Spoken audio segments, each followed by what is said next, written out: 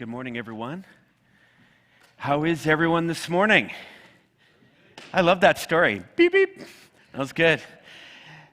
I'm Jeff, and welcome to Friends Church. Again, for those that are here in person or online, glad you're tuning in, and you're in for a good one this morning. This is going to be a workout. I'm here to make an announcement. Every now and then, we make a big announcement. This is one of those. Last Friday, so not this just past Friday, but Friday before, Vince and I received a letter of resignation from Carmen Kokot, our Switch student ministry pastor. That, for some, was a huge shocker. Now, for those of us that know Carmen and Krista well, we weren't completely surprised by it. They're getting ready to move down to Costa Rica. And if you've known them for very long, you know that something like this has been on their heart for a long time. In fact, we thought they were going to be headed to Maui a few years ago, and that plan didn't materialize, but this one has. And I have to say, I'm so excited for them. This is a huge adventure for them. Big. And, you know, it's great when anyone has a dream and they're planning and they're thinking about it and they're breathing it and finally the door opens for them to do it. Anyone that loves a person that sees them doing that should be jumping up and down for joy when someone finally takes a plunge and saying, we're going. It's like, yeah, high five. But selfishly as a friend, I'm sad. I've known Carmen since junior high, holy smokes. We've worked together for 17 years. He's been in this role. And if you're familiar with Switch, you know that what they've built there is nothing short of remarkable. It's amazing. And so anyways, we're going to be planning a big farewell for Carmen, and we'll do it in official capacity and say goodbye as a community. You'll hear more about that in the next little bit. But in the meantime, I wanted to let you know that Switch is alive and well. The student ministry that you guys maybe, if you don't have kids in junior high or in senior high, you don't necessarily see in operation. It happens every second week in the social hall, and there is a pile of kids and leaders involved in that program. Thankfully, Carmen built this in a way that wasn't centered just around him. There's a team of over 16 leaders.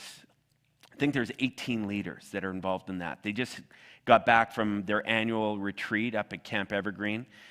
Trevor's mentioned it because he's one of our team leaders in Switch.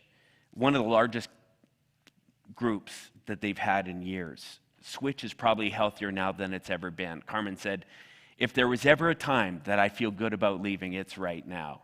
This team is ready to go, and there's lots of excitement, a huge batch of young kids coming into the program. So we're excited about that. I've already had a number of the team leaders reaching out going, what do you need? How can we help in the transition? Whoever that new person is or however that works, I'm happy to help kind of guide them through it and get them all set up. So we've had a great response from our leadership team. So we're on the search now.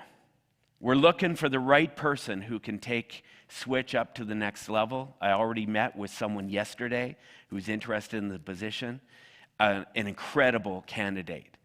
I'm excited. I think actually some incredible days are ahead as we transition this thing into a whole new look, a different field. That's a beautiful thing about change, is it forces us who get comfortable in certain places to step out.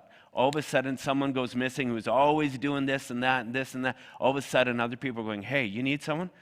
Hey, I'll do that. All of a sudden, you see all these gifts stepping outside, and even younger people stepping up going, hey, I can do that. And what we discover through change is a beautiful thing. You see this everywhere, right? Change is healthy if we embrace it. So we're going to make this happen. We're going to go big over the next little while and get the transition all mapped out. We'll report to you back as things develop there. In the meantime, can I ask you to do us a favor? And that is, if you see Carmen, even if you don't see him, if you could reach out to him. For anyone that's had any contact with this guy, he is a legend by youth ministry standards. They say a dog year is once every, lapses a year every 52 days. I read that. Youth pastors are the same breed. Like, you do 17 years of youth ministry, man, that's like a lifetime. I don't know of anyone in this city that's done more for kids, for students, than this guy named Carmen Cocott. So if you could help us in celebrating the incredible legacy that he's leaving behind, that would be great. You can reach him, carmen@friendschurch.ca. But we'll have an opportunity in person here shortly.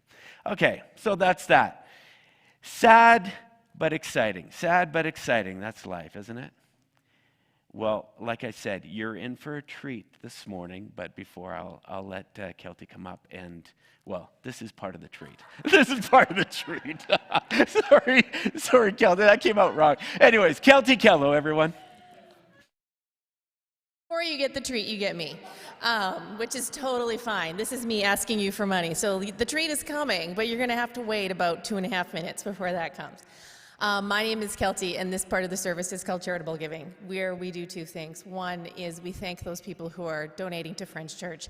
It is through your generous donations that we are able to bring this service to you today, whether you're here live, whether you're at home, to allow the great teen program that Carmen's been running for 17 years to run, the kids program downstairs, all sorts of outreach programs and groups together. So it is through your generosity that we can bring that to you. The second part is to let you know, if you don't know how to give to Friends Church, how to do that. And that's not just for people who are sitting here today. This is not your parents' church. We don't pass a basket. You don't just donate if you happen to be here. But we've made it super simple and super easy for you to give back to Friends Church, even if you're not here. So through our app, which you can find linked off our website, there is a spot that you can click. You can give a one-time donation, or you can set yourself up for pre-authorized giving, which is just a regular donation that seamlessly happens and allows us, frankly, to plan quite well for the year. Having an understanding of what money is coming in allows us to figure out what money needs to go out and to have that planning and that stability. And we look to you, our community, to help us through that time. So thank you very much. The aforementioned treat is now on its way. Thank you.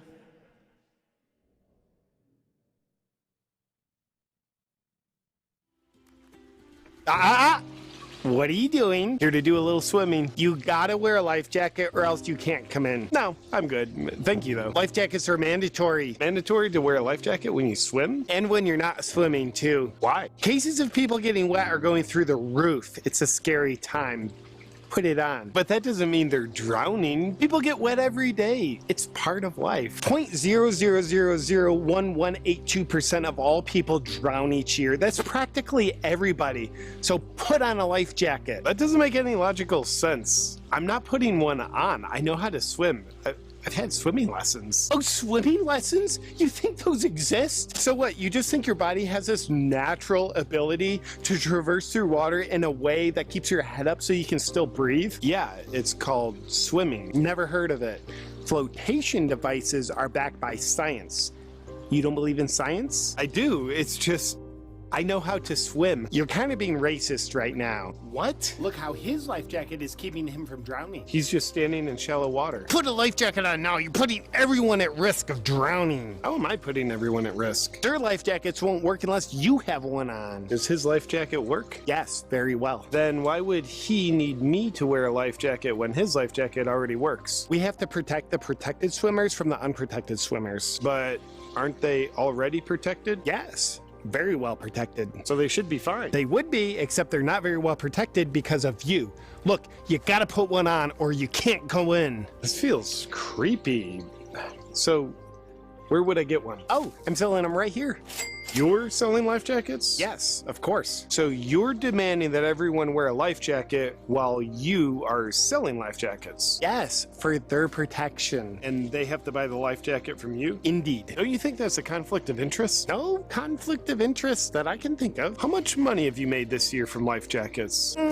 $27 billion. Seems like you're more interested in making money than keeping people safe from the... You're an anti-science, anti-life jacket, climate change denier. With cases of people getting wet going through the roof, I'm gonna need you to buy a life jacket from me and put it on, or else you'll never have access to swimming pools, showers, rain, or drinking water ever again. You're treating me like I'm the enemy. If you're concerned with people drowning, shouldn't you be treating water like it's the danger instead of treating me like I'm the danger? Your body's made up of 70% water, so you're basically a ticking time bomb. Put one on. Buddy, you are the last person I'd want to take direction from. You're so pushy, it's creeping me out. You're like the Harvey Weinstein of lifeguards. Thank you. But look, just today, a man up the road died from drowning in a head-on collision car accident because he wasn't wearing his life jacket. Wouldn't he have died from the car accident? A bottle of water was found in the car. Counts as a water death. That doesn't make any sense. God works in mysterious ways, and there is no God, so you'll need to obey me. Oh my God, he's drowning! Help him! Sir, please get out of the pool and put this life jacket on. He can't get out, he's drowning! Grab the edge of the pool, it's right behind you! Just reach for it! No, that's not an approved method of protection against drowning. It's quite dangerous, actually. Just grab the edge! Do not do that, it's unapproved. For God's sake, just grab the edge! Could we censor him, please? For your protection, do not grab the edge. Help him, your lifeguard! Okay, I will. You should have put a life jacket on while you still had the chance. You're kind of getting what you deserve. Look what you did to him, you monster. This never would have happened if you had a life jacket on. Now put a life jacket on. Okay. Now that you're fully protected, enjoy your swim. I'll need to see proof that you're wearing a life jacket. Show me your papers. I couldn't resist. Anytime I have a video where a comedian takes my position and then just makes fun of it for 4 minutes, I'm all into that. Anyone feel a little uncomfortable after that video? It's good to feel uncomfortable sometimes. My favorite line in that is, what was his? It's 0.000149. That's practically everybody. The reason I showed you that video is because I think we all have one of those lifeguard people in our lives, or we've experienced that. You know, whether it's somebody in your building, somebody at work, everything's black and white. Everything's easy, everything's clear, and you know, we just know what to do. There's no gray area. It's just like this or this, and this is wrong, so this is right. Except sometimes life isn't that simple, is it? A friend of mine told me a story. Before he came to Friends Church, he was part of a different community. Started here in Calgary, fresh. He was one of the founding members of this community. Beautiful. He put time and effort and money. He was there right from the beginning. He supported them all the way through. He was on the first board, like putting his shoulder to the wheel to make this community thrive and beautiful. And in some ways it was. Until one day, he became open that he's gay, and his marriage started to fall apart. And suddenly, instead of being the founding member of this community, a person who single-handedly has helped this community achieve what they've achieved, he was kicked out. Black and white thinking. Put your life jacket on. If you don't fit our box, you're out. It's brutal, isn't it? Heard another story. It's the story this is the one that blew my mind. It's a woman who's attempted to kill herself, take her own life. Days after, she nearly accomplishes what she set out to do. Days later, she's seeing her psychiatrist. Psychiatrist says, tell me, what were you thinking the moment you were trying to end your life? She said, that's easy. I was thinking I've never done one good thing in my entire life. Psychiatrist says, hey, would you do me a favor? This next week, I want you to just explore that answer. Is that true? Have you never done anything of value in your whole life? She says, okay. Comes back a week later. She's got a piece of paper. On it are written 7 or 8 things. She hands it to the psychiatrist. He picks up the first one. She says, I saved my kids from a concentration camp. Her whole family was in Germany. Her whole family was taken in, and somehow she was able to get her kids and smuggle them out of the country, saving their lives. Her husband was killed. All of her family members were killed. But she single-handedly saved her kids' lives and brought them to the States. Not a bad thing to do in your life, right? It's pretty valuable. Psychiatrist is looking at her going, that seems pretty solid. She's like, yeah, okay, yeah. Next line. I scrubbed floors my whole life to create an amazing world for my kids. She was an immigrant, so she didn't have a whole lot of education. So she came here and did whatever job she could, and she worked her ass off. She said to the psychiatrist, you know what? Today, my son is graduating first in his class from his MBA program. I think maybe I had something to do to help with that. Next one. I speak 5 languages fluently. Like this, black and white thinking.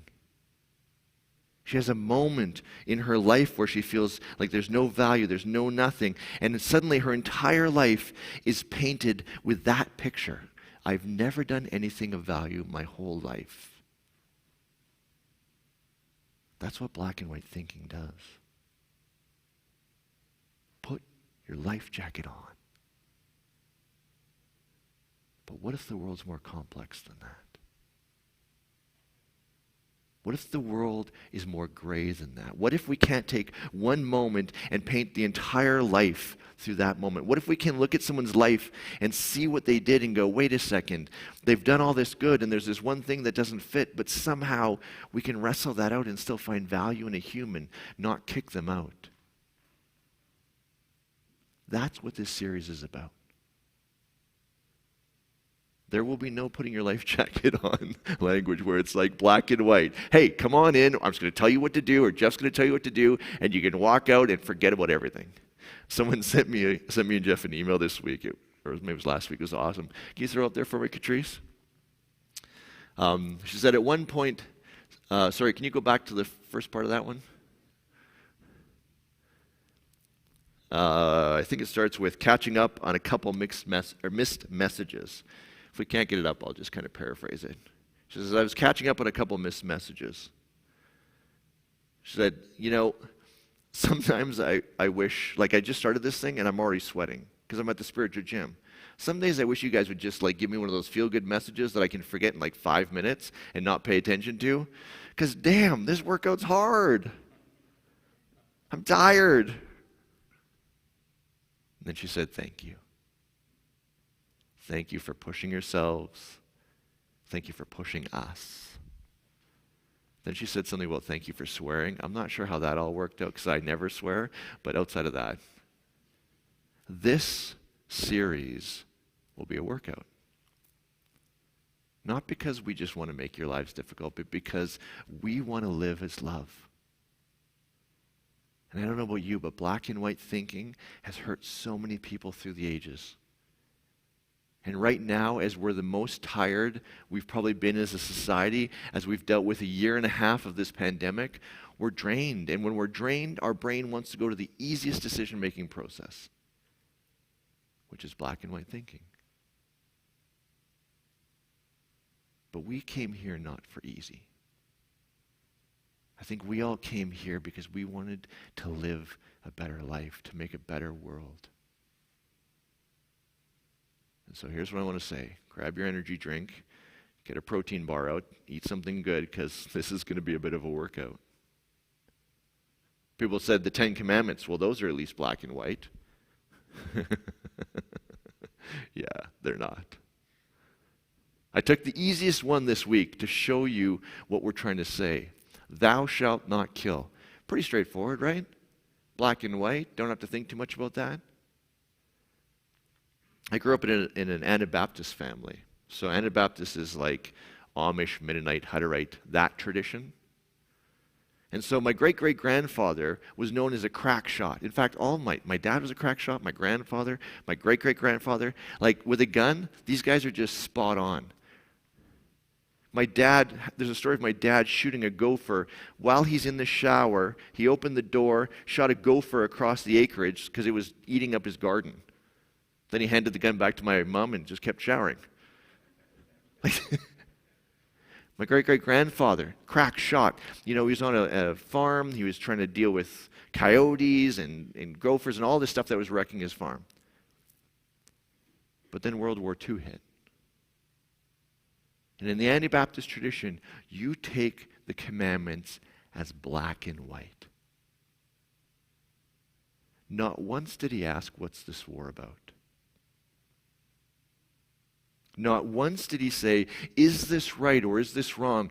Not once did he look at the story that I started with where the woman, got her kids out of a concentration camp. Not once did he say, wait a second, we don't want this world to be this way.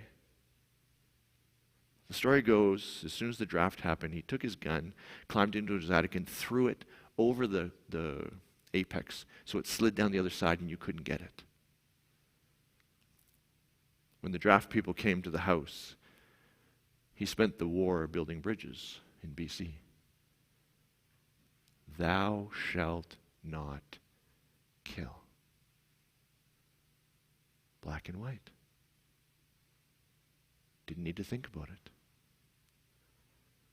But there's a story about a woman named Bethany. I don't actually know how to say Arsenault, maybe is how you say her name. It was a couple years ago. She was from Tennessee. Family gets a call, worst nightmare. Their daughter's gone missing. Comes out that their boyfriend, her ex-boyfriend, has kidnapped her. I don't know about you, but that's got to be the worst nightmare of every parent. Your child's missing. Someone's kidnapped them. 2 days later, the family finds the daughter and the ex-boyfriend in an abandoned house. They kick open the door. The father's got a gun. Says, stop.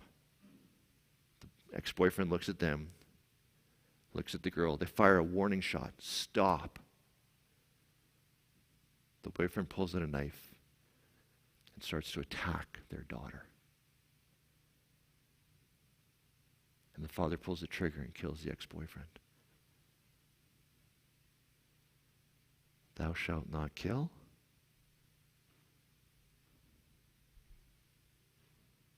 Even something as simple as thou shalt not kill. Now, most of the time, thou shalt not kill, black and white. Someone cuts you off in traffic. Your partner says something drives you nuts. Your kids, whatever. Thou shalt not kill. Good idea. But it's not black and white, is it?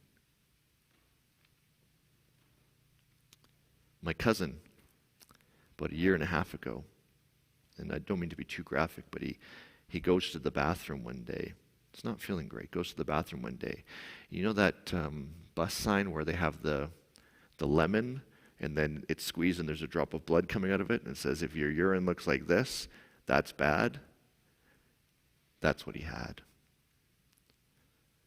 Fast forward a few months, chemo's taken out his lungs, part of his heart, part of his kidneys. They go in and they take out his bladder. They cut it all the way out and they build him a new bladder. They call it a neobladder. It's the most incredible thing. Modern medicine just blows my mind so often. They build him a new bladder tied to new muscles so his old muscles don't work, but he has to figure out how to use it. But it's kind of like he can never shake the infection. Putting a catheter in. He's had a catheter for 6 months straight. He says catheters bring a lot of infection in. So he kept thinking bladder infection, and you just can't shake him. More and more, they're admitting him, giving him IV antibiotics. It's getting worse. Finally, they do a scan, and you can imagine what happened. The cancer's not in his bladder anymore. It's in his bones.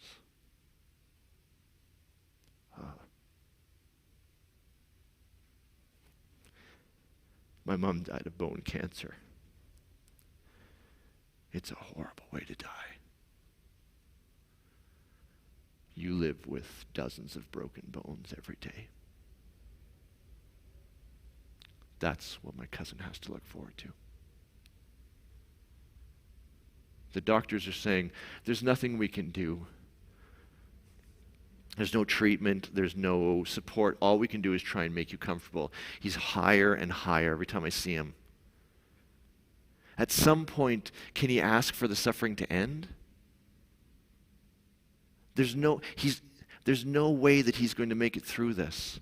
There's no cure. He just has more and more pain. Is it fair for him to ask the medical professionals to say, can you please end my suffering? Or do we take this black and white and say, thou shalt not kill ever? He will have to live out the rest of his life in agony.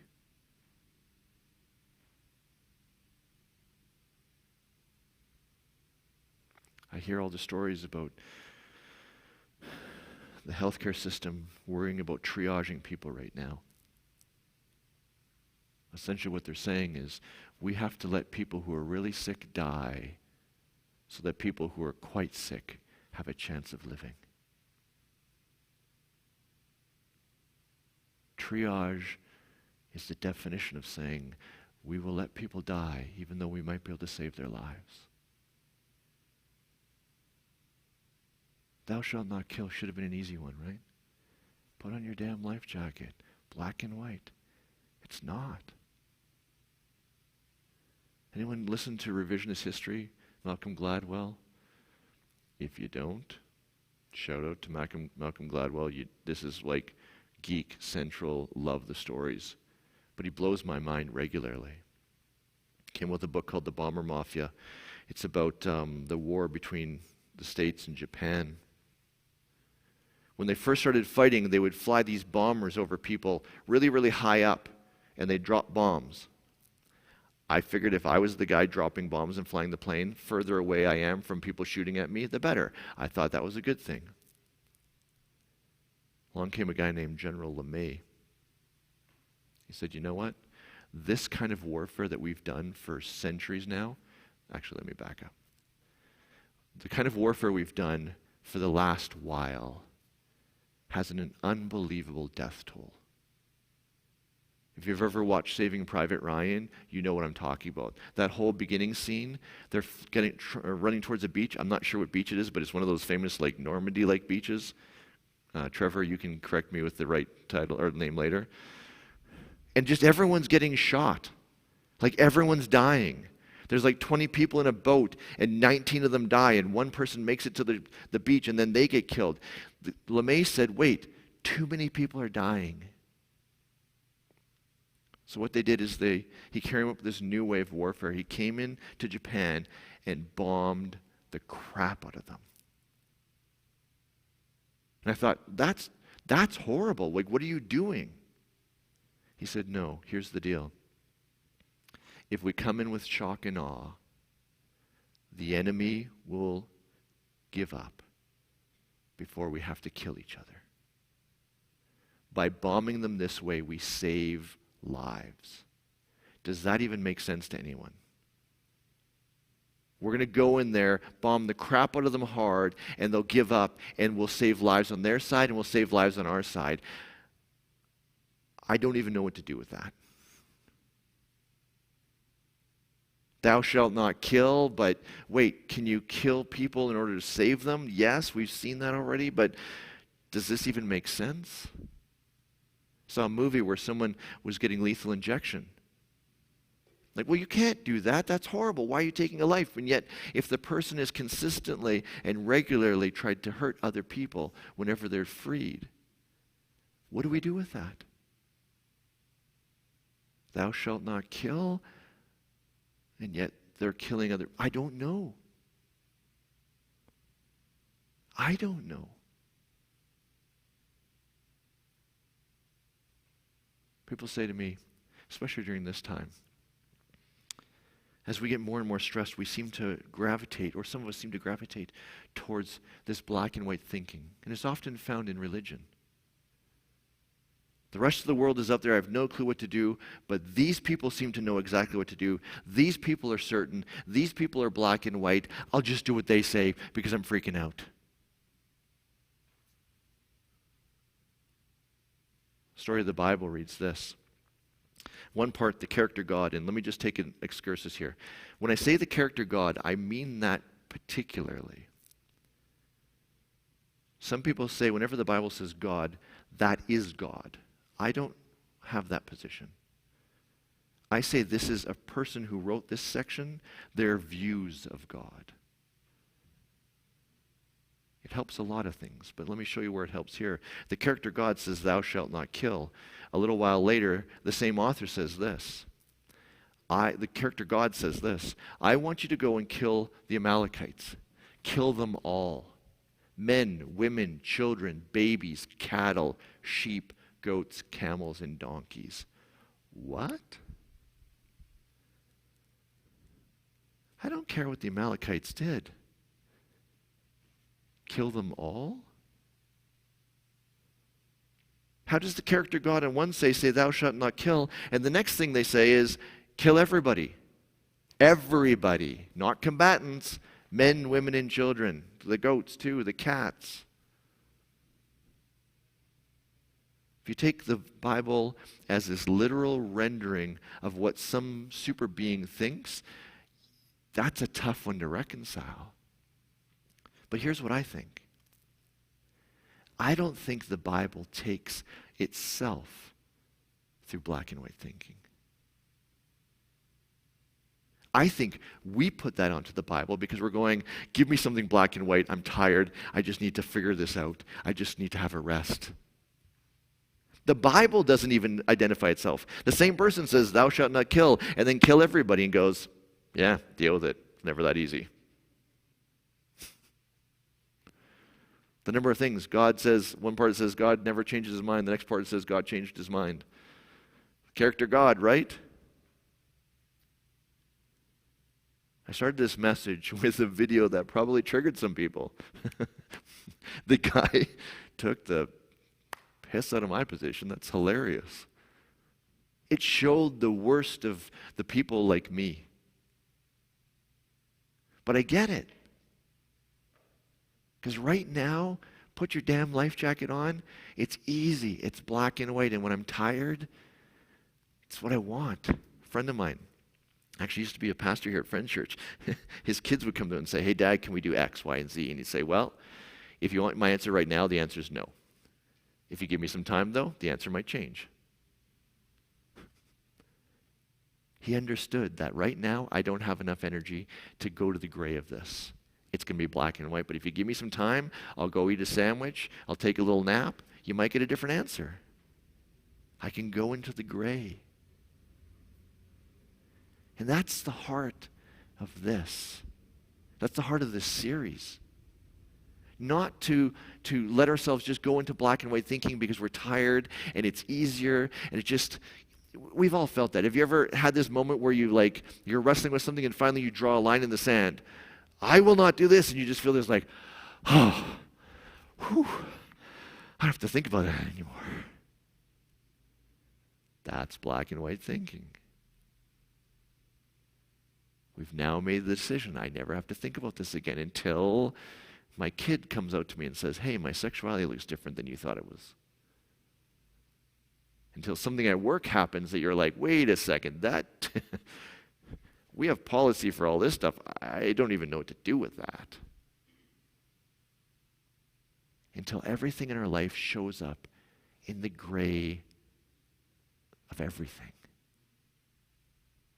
Black and white thinking says, I made the decision. I don't have to think about it anymore. I don't have to deal with this crap anymore. I think the way of love says no. I might take a time out and go get a sandwich first so I can get my energy back up.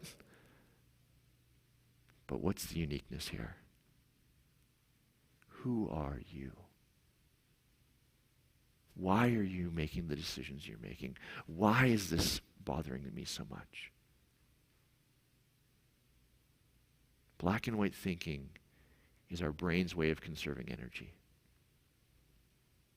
If we want to live that way, remember we talked about our spiritual journey? That's unaware. That's unconscious living. It's our brain going, whatever is the least amount of energy, that's the decision we're going to make. But that's not where love lives, is it? Love lives when we understand what's going on inside of us, when we can see our position and the position of the people around us, and we start to find this we place where we can both live. That's, I think, where love lives. But black and white thinking does not get us there. As I say, a black and white statement. Let me soften that. I don't think black and white thinking is going to get us there, huh? Folks, I know we're tired. I know the world is hard right now. I know we've been putting our shoulder to the wheel for months now. But we exist to inspire each of us, you and me, to make this world a better place to live in love. And this series is going to say, we don't think black and white thinking is going to get us there. And so we're going to come to the gym. We're going to have a workout. You're going to be tired at the end. I'm tired. But we do this for love. And so my encouragement for you this week is to watch where you're using black and white thinking, not for love, but to save energy in your brain. And ask yourself, wait a second, what part of this conversation is gray that I need to deal with, that I need to wrestle with, that I need to engage with? Because I believe that's where love is. Have a great week, everybody. Take care.